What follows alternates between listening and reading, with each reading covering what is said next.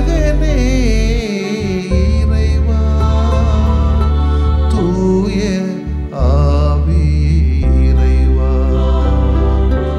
உம்மை புகழ்கின்றோம் அன்புருவான இறைவா அகிலம் காக்கும் இறைவா அமைதி அருளும் இறைவா உம்மை போற்றுகின்றோம் நெஞ்சில் சுமக்கும் இறைவா நீதியில் நிறைவே இறைவா சுமை தாங்கியே இறைவா புகழ்ந்து போற்றி ஆராதிக்கின்றோம்.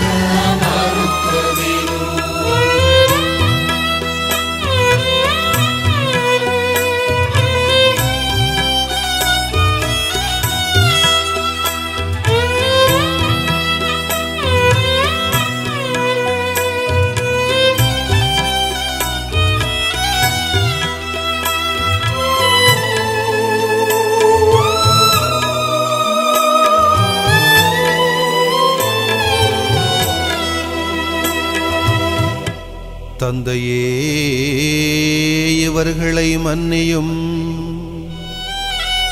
இவர்கள் செய்வது இன்னதென்று அறியாமல் செய்கிறார்கள்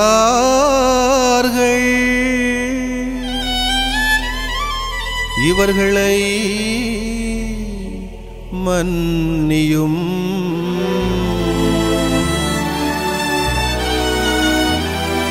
மனிதா மனிதா மனம் விரும்பு என் சிலுவையின் மொழிகளில் மனம் திரும்பு கண்டும் கேட்டும் மறப்பதிலோ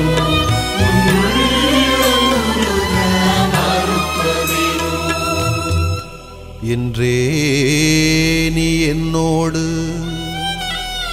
வான் வீட்டில் இருப்பாயென உறுதியாக உனக்கு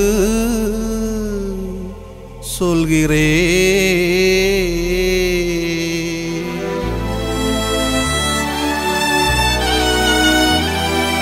மனிதா மனிதா மனம் விரும்பு என் சிலுவையின் மொழிகளில் மனம் திரும்பு கண்டும் கேட்டும் மறப்பதிலோ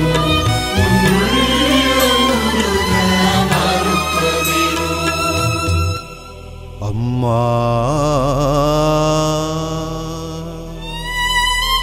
இதோ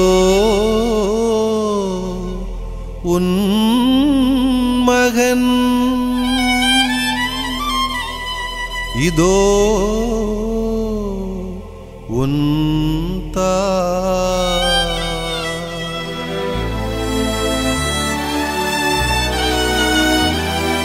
மனிதா மனிதா மனம் விரும்பு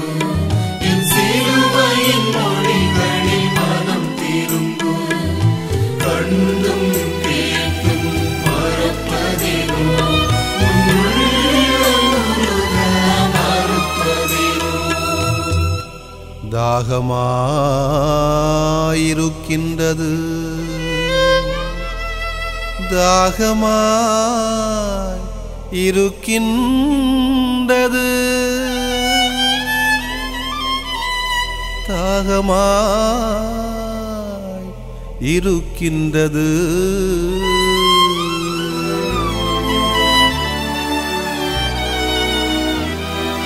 மனிதா மனிதா மனம் விரும்பு, என் சிலுவையின் மொழிகளில் மனம் திரும்பு. கண்டும் கேட்டும் மறப்பதிலோ, உன் உள்ளம் உருக மறுப்பதிலோ. என் கடவுளே, என் கடவுளே,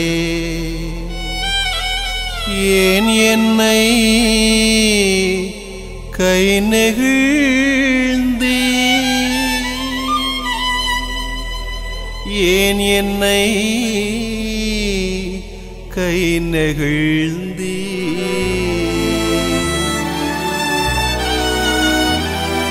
மனிதா மனிதா மனம் விரும்பு, என் சிலுவையின் மொழிகளில் மனம் திரும்பு. கண்டும் கேட்டும் மறப்பதிலோ, உன் உள்ளம் உருக மறுப்பதிலோ. தந்தையே, உம் கையில் என் ஆவியை ஒப்படைக்கின்றே, என் ஆவியை ஒப்படைக்கின்றே.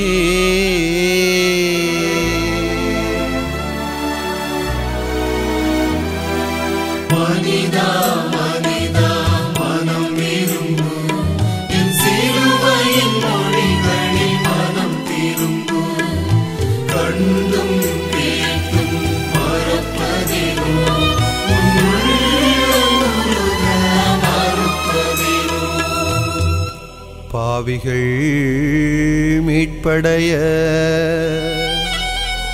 எல்லாம் நிறைவேறிற்று,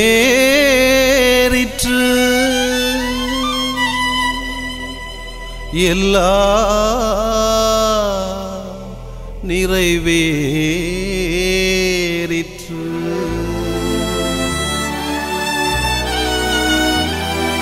மனிதா மனிதா மனம் விரும்பு, என் சிலுவையின் மொழிகளில் மனம் திரும்பு. கண்டும் கேட்டும் மறப்பதிலோ, உன் உள்ளம் உருக மறுப்பதிலோ.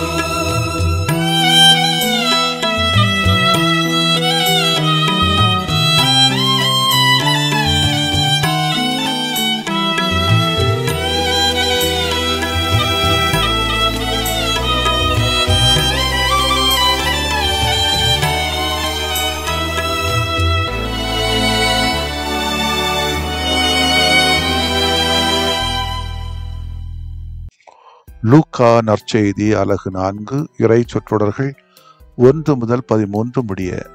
அக்காலத்தில் இயேசு தூய ஆவியால் ஆட்கொள்ளப்பட்டு யோர்தான் ஆற்றை விட்டு திரும்பினார். பின்னர் அவர் அதே ஆவியால் பாலை நிலத்திற்கு அழைத்து செல்லப்பட்டார். அவர் 40 நாள் அலகையினால் சோதிக்கப்பட்டார். அந்நாட்களில் அவர் ஒன்றும் சாப்பிடவில்லை. அதன்பின் அவர் பசிவிட்டார். அப்பொழுது அலகை அவரிடம், நீர் இறைமகன் என்றால் இந்த கல் அப்பமாகும்படி கட்டளையிடும் என்றது. அதனிடம் இயேசு மறுமொழியாக, மனிதர் அப்பத்தினால் மட்டும் வாழ்வதில்லை என மறைநூல் எழுதியுள்ளதே என்றார். பின்பு அலகை அவரை அழைத்துச் சென்று உலகத்தின் அரசுகள் அனைத்தையும் ஒரு நொடிப்பொழுதில் அவருக்கு காட்டி அவரிடம், இவற்றில் மேல் முழு அதிகாரத்தையும் இவற்றின் மேன்மையையும் உமக்கு கொடுப்பேன். இவை யாவும் என்னிடம் ஒப்படைக்கப்பட்டிருக்கின்றன. நான் விரும்பியவருக்கு இவற்றை கொடுப்பேன். நீர் என்னை வணங்கினால் அனைத்தும் உம்முடையவையாகும் என்றது.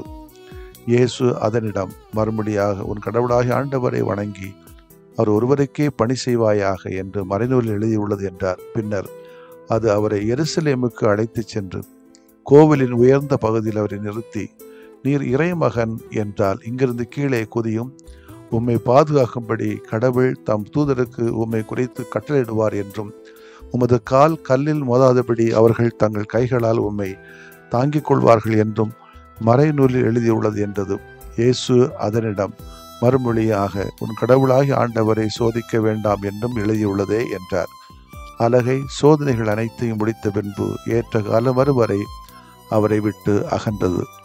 ஆண்டவரின் அருள்வாக்கு. இறைவா உமக்கு நன்றி. கிறிஸ்து இயேசுவில் பிரியமுள்ள சகோதரிகளே, சகோதரர்களே, அகில உலக திருவபையின் தவக்காலத்தின் முதல் ஞாயிற்றுக்கிழமையை சிறப்பிக்கிறது. சோதனைகளை வெல்ல வேண்டும். சோதனைக்குள் விழுந்துவிடக்கூடாது.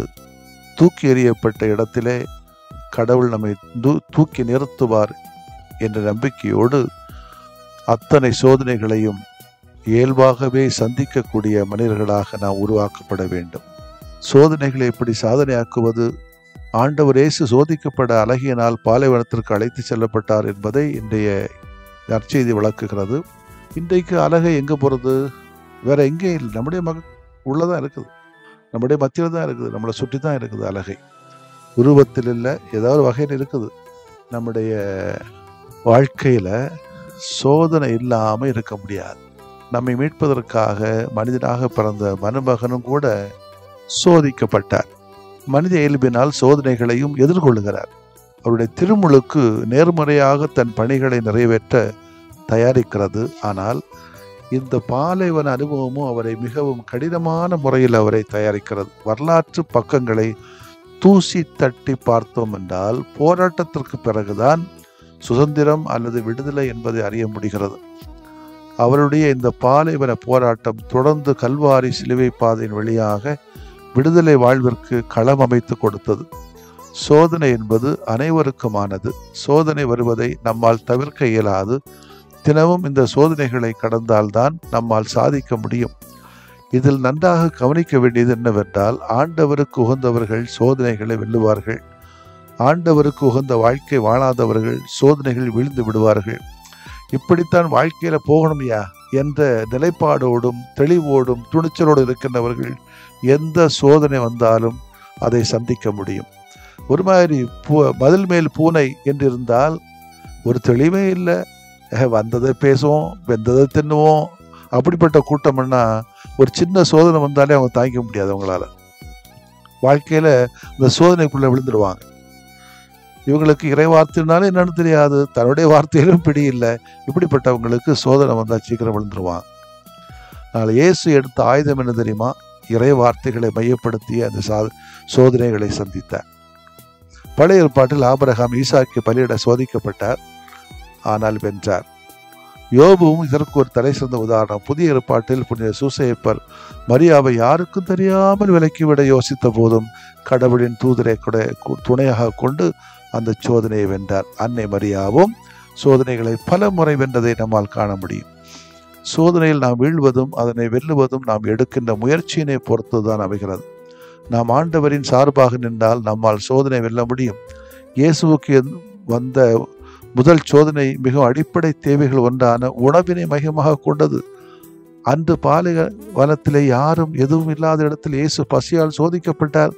தனது பசியை தீர்க்க அவரால் முடிந்தும் அவர் அதனை செய்யவில்லை. ஆனால் தன்னிடம் வந்த மக்கள் பசியோடு இருப்பதைக் கண்டு அவர்கள் மேல் பரிவு கொண்டார். மனிதனின் அடிப்படை தேவை பூர்த்தி செய்யப்படாமல் இருந்தால் மனிதன் எவ்வளவு துன்பப்படுவான் என்பதை நம் அனைவரையும் விட நன்கு அறிந்திருந்தார். தனி ஒருவனுக்கு உணவில்லை எனில் சகத்தினை அழைத்திடுவோம் என்ற மீசை கவியின் வரிகள் என் மனதை கிள்ளுகிறது. அடுத்து இயேசுவுக்கு வந்த சோதனை அதிகாரம், ஆட்சி, தன் உயர்வு. உலக அரசுகள் அனைத்தையும் காட்டி தன்னை வணங்கினால் அவற்றை எல்லாம் தருவதாக சாத்தான் அவரை சோதிக்கிறது. உலக அதிகாரமா, இறைவனின் திருவுளமா என்ற மிகப்பெரிய சோதனை போராட்டத்தை இயேசு இறை வார்த்தையின் துணை கொண்டு துணிந்து கடக்கிறார். இதை போன்று சோதனைகள் வேறு வழியிலும் இயேசுவின் பிறப்பு வரையிலும் இறப்பு வரையிலும் தொடர்கிறது. 10:16-22 பார்த்தா தெரியும். ஆனால் இவை அனைத்திற்கும் இந்த பாலைவன சோதனை அவருக்கு உதவிற்று. இறைவனை தவிர வேறு எந்த சக்திக்கும் சாத்தானுக்கும் தலைவணங்க மறுத்து விட்டார். இன்று நாம் கொஞ்சம் சோறு கிடைச்சோன்னா சேர்ந்துடுறோமே, கொஞ்சம் பதவி கிடைச்சோன்னா சேர்ந்துடுறோமே, அதிகாரம் கிடைச்சோன்னா சேர்ந்துடுறோமே, ஆதிக்க தன்மை வந்தோன்னு அது கூட சேர்ந்துடுறோமே, ஆணவம் நம்மை ஆட்டி படைக்க நம்ம விட்டுடுறோமே. இறைவனே சரணாகதி என்று அவரை பணிகிறோமா? இல்லை. நல்லது நல்லது நல்லது என்று காணுகின்ற அனைத்தோடு சேருகிறோமா? இல்லை. எங்கேயாவது கொஞ்சம் கிடைச்சா, நக்க கிடைச்சா சேர்ந்துடுறாங்க. இன்னைக்கு உலகத்தில் அரசியல்லையும் சரி, சமூகத்திலும் சரி, திருச்சபையிலும் சரி, பங்குகளிலும் சரி, தேர்தல் முறைகளிலும் சரி. எனவே இறுதியாக கடவுளையே சோதிக்குமாறு சாத்தான் இயேசுவை அழைக்கிறது. நீ கீழே குதித்தால் உன் இறைவன் உன்னை தாங்குவாரா என்று இயேசுவுக்கும் கடவுளுக்கு இருந்த உறவினை சோதிக்க இயேசுவிற்கு ஆசையை தூண்டுகிறது. புதுமைகள் வழியே உயர்வை அடைவதற்கான சாத்தானுடைய சோதனையின் வேறு வடிவம் இது. இதே கேள்வியை இயேசு சிலுவையில் அறையப்பட்டிருக்கும் போது யூதர்கள் கேட்டார்கள். நீ மெஸ்ஸியா என்றால் உன்னையே காப்பாற்றிக்கொள் என்று எள்ளி நகையாடினார்கள். இன்று நம்மிடையேயும் பலர் புதுமைகளை நம்பி மட்டுமே கோவிலுக்கு செல்கிறோம், ஜெபக்கூடங்களுக்கு செல்கிறோம். இப்படி செல்கின்றவர்கள் சாத்தானை போலவே நாமும் இயேசுவை சோதிக்கிறோம் என்பதை மறந்துவிடக்கூடாது. நமது வாழ்வில் ஏற்படுகின்ற சோதனைகள் அனைத்தும் நம்மை நாமே சீர்தூக்கி பார்க்க அழைக்கிறது, சுய ஆய்வு செய்து பார்க்க அழைக்கிறது. சோதனைகளின் போது நாம் பல்வேறு இழிநிலைக்கு ஆளாகலாம், பல்வேறு தோல்விகளை சந்திக்கலாம், இழப்புகள் வரலாம். அந்த நேரத்தில் யாரும் நம்மை புரிந்து கொள்ளவில்லையே என்று கூட சிந்திக்கலாம், வாழ்க்கையை முடிந்துவிட்டது என்று கூட எண்ணலாம். ஆனால் நாம் சோதனையின் போது மனம் தளராமல் இயேசுவையும் அவரின் மதிப்பீடுகளையும் மட்டும் பற்றி பிடித்தோம் என்றால் இந்த உலகம் தூக்கி எறிந்த அதே இடத்தில், அதே நபர்களின் கண் முன்னே நம் ஆண்டவர் நம்மை தூக்கி நிறுத்துவார். தூக்கி நிறுத்தப்பட்டவன் தான் நான் என்பதையும் சான்று பெறுகிறேன். ஆமேன். மன்றாடுவோமாக. ஆற்றல் வழங்கும் இறைவா, சோதனைகளை வெல்வதற்கு இயேசுவுக்கு வலிமை தந்தீரே, உம்மை நாங்கள் போற்றுகிறோம் ஐயா. எங்களை சோதனையில் விழவிடாதையும், சோதனை வேளைகளிலே இயேசுவை போல இறைமொழி கொண்டும், தன் விருப்பம் கொண்டும், தன் உரிமை கொண்டும், தெளிவு கொண்டும், துணிச்சல் கொண்டும் வெற்றி பெற அருள்தாரும் ஆண்டவரே. ஆமேன்.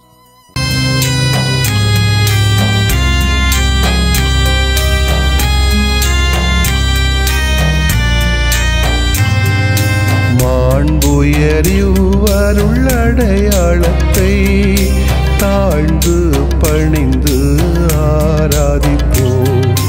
பழைய நியம முறைகள் அனைத்தும் இனி மறைந்து முடிவு பெறுக. புதிய நியம முறைகள் வருக. புலன்களாலே மனிதன் இதனை அறிய இயலா. குறைகள் நீக்க நம்பிக்கையின் உதவி பெறுக.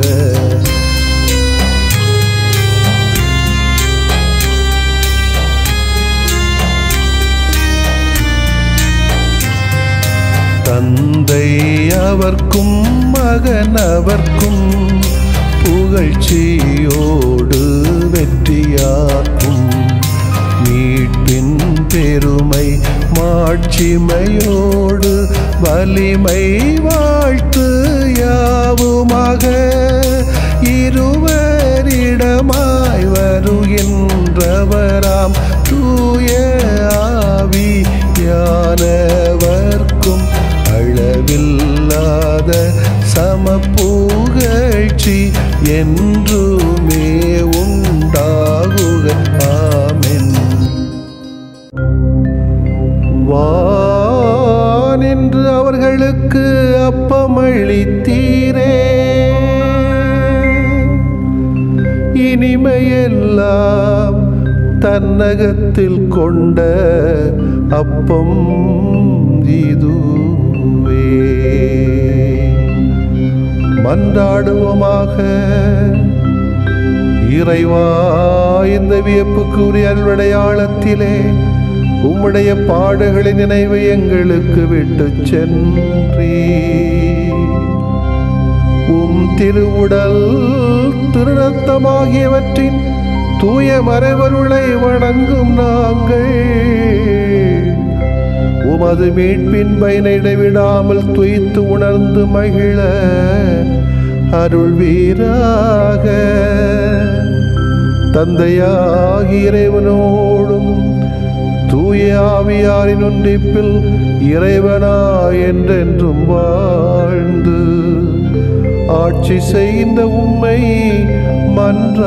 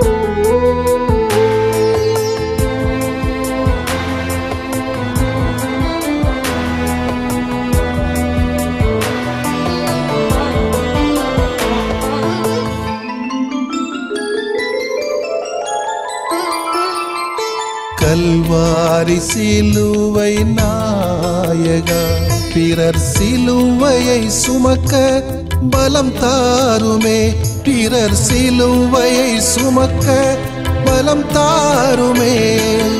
கல்வாரி சிலுவை நாயகா.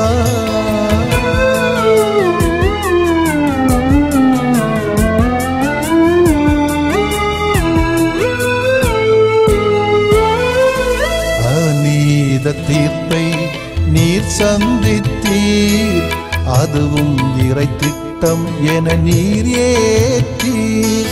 தீர்ப்பிடாத எனவும் தினம் ஒழிந்தவரே, திரும்பி வாழும் வரத்தை எமக்கருள்வீரே, எமக்கருள்வீரே. கல்வாரி சிலுவை நாயகா.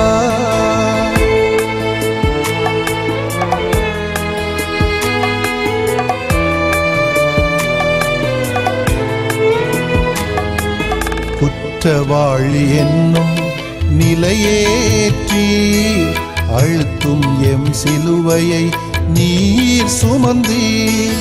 பிறருக்கு சிலுவையாய் மாறாதென்றீர். திரும்பி வாழும் வரத்தை எமக்கருள்வீரே, எமக்கருள்வீரே. கல்வாரி சிலுவை நாயகா.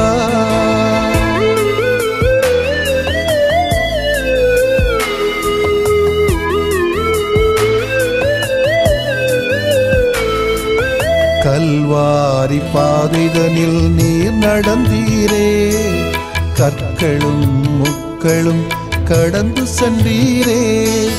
கால் தடுமாறி தரையில் சாய்ந்தீரே. திரும்பி வாழும் வரத்தை எமக்கருள்வீரே, எமக்கருள்வீரே. கல்வாரி சிலுவை நாயகா.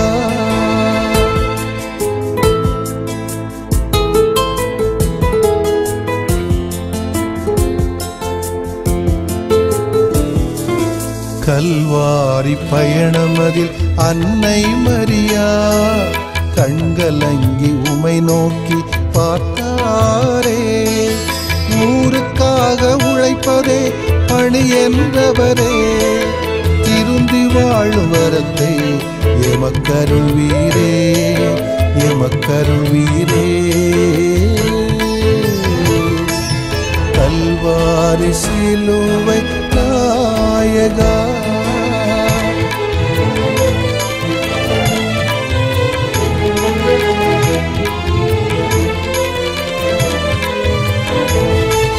துன்பத்தில் தோள் கொடுத்தார் சீமோனே, துயர்துடைத்து நின்றாரே அன்பாலே.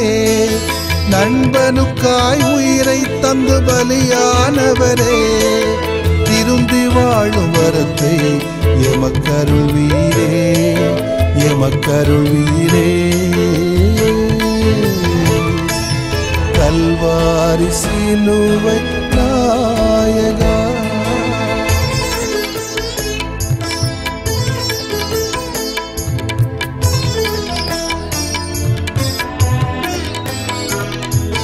துணிவுடன் பெண் வெரோனிக்கா முன் வந்தாரே, தூசி படிந்த உம்முகம் துடைத்தாரே. பெண்ணினத்தின் மேன்மை அதில் துலங்கியதே, திரும்பி வாழும் வரத்தை எமக்கருள்வீரே, எமக்கருள்வீரே. கல்வாரி சிலுவை நாயகா.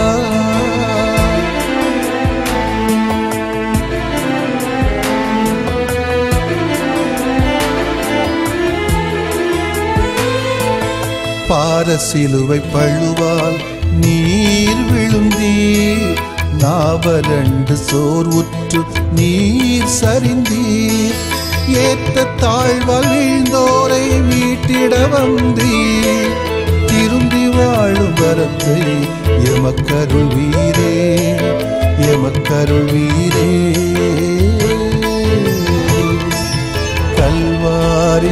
சிலுவை நாயகா.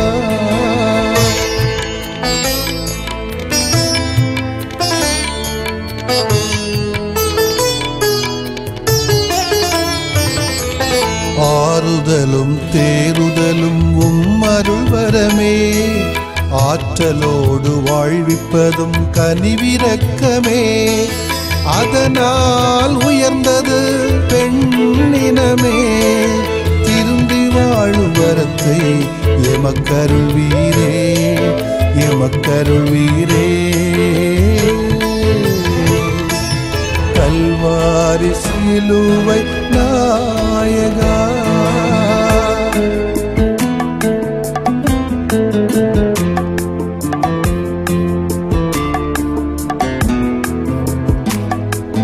பழுவான சிலுவையின் பாரம் ஏற்றீர், தளர்வுற்ற கால்களையும் திடமாக்கினீர். விளிம்பினிலை மக்களை இலக்காக்கினீர், திரும்பி வாழும் வரத்தை எமக்கருள்வீரே, எமக்கருள்வீரே. கல்வாரி சிலுவை நாயகா.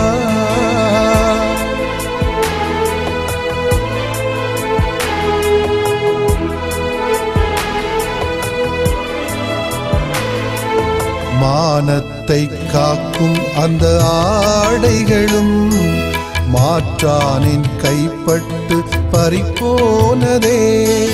மாபரன் முன் மாறாத அன்பு நிலைக்கும், திரும்பி வாழும் வரத்தை எமக்கருள்வீரே, எமக்கருள்வீரே. கல்வாரி சிலுவை நாயகா.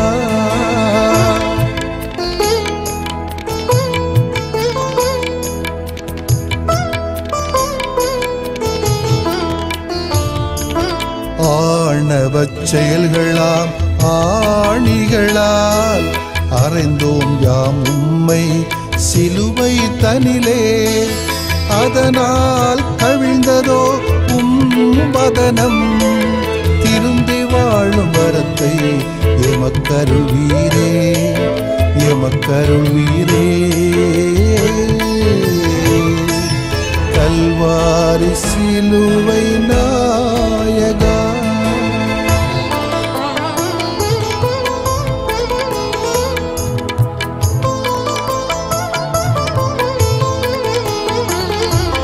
கைவிட்டனரே நம்பிய நண்பர்கள், காடியினும் கசந்ததே அவரது செயலே.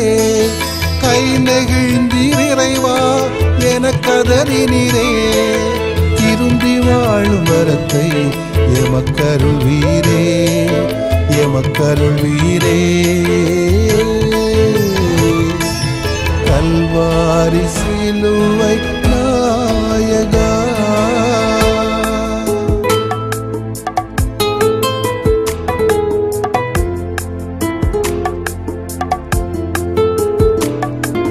வாழ்வொன்று ஊடுருவும் உள்ளமதை, வாய்மை தவற சிமியோன் சொன்ன வாக்கு. உடலை தாங்கும் தாய்மரியின் உளநிலை உணர்ந்தீர், திரும்பி வாழும் வரத்தை எமக்கருள்வீரே, எமக்கருள்வீரே. கல்வாரி சிலுவை நாயகா.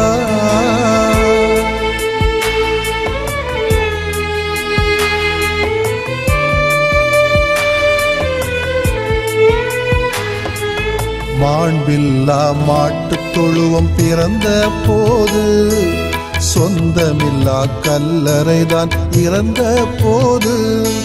புதைந்த நீர் விதையாய் முளைத்தெழுந்தீரே, திரும்பி வாழும் வரத்தை எமக்கருள்வீரே, எமக்கருள்வீரே. கல்வாரி சிலுவை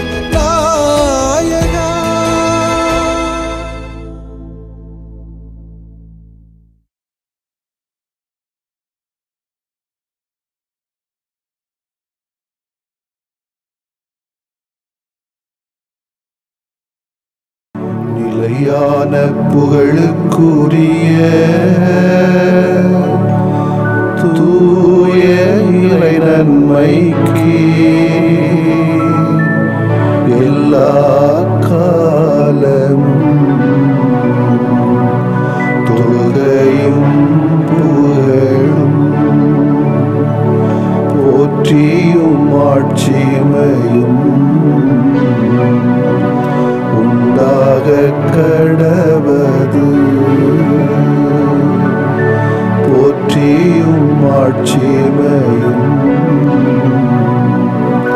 உண்டாக கடவது. தந்தை, மகன், தூய ஆவியாரின் பெயராலே ஆமென்.